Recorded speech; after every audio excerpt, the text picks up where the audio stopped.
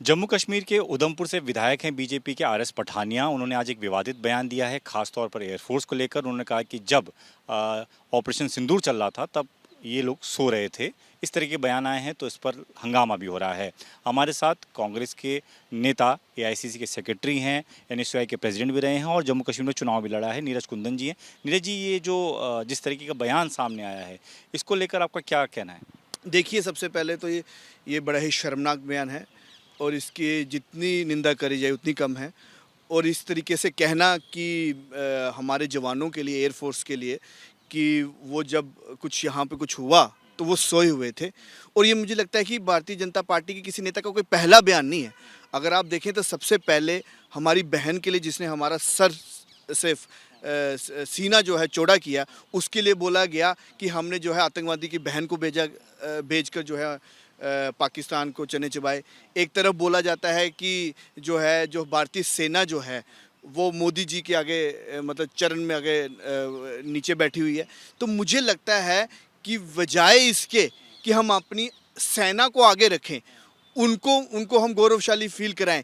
Bharatiya Janata party का पहले दिन से, जिस दिन से ये वॉर शुरू हुआ है, उस दिन से उनका केवल एक ही मोटिव है कि किसी तरीके से मोदी जी को आगे रखा जाए और आर्मी को जो है पीछे रखा जाए। मुझे लगता है ये दोहरी नीति नहीं चलेगी। एक तरफ तो आप प्रोफेसर को, जहाँ पे दो मतलब निकलते हैं एक बातों के, उनको उठाकर जो है आप जेल में डाल दिए जाते हो, जो आपकी विचारधारा के नहीं है। और जो आपकी विचारधारा के लोग हैं उनसे खुद इस प्रकार के बयान दिलाकर आर्मी को नीचा दिलाना और मोदी जी को किसी तरीके से ऊपर करना, मुझे लगता है ये बहुत ही निंदनीय है।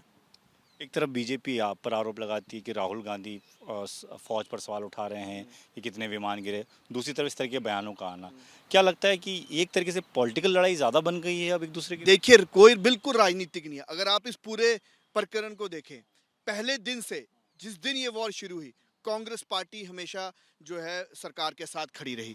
कई जगह पे आपने देखा होगा, मीडिया वालों ने सवाल भी पूछे, हमारे नेता राहुल गांधी जी ने बोला ये समय जो है देश में राजनीति का समय नहीं है, इस समय एकता का समय है।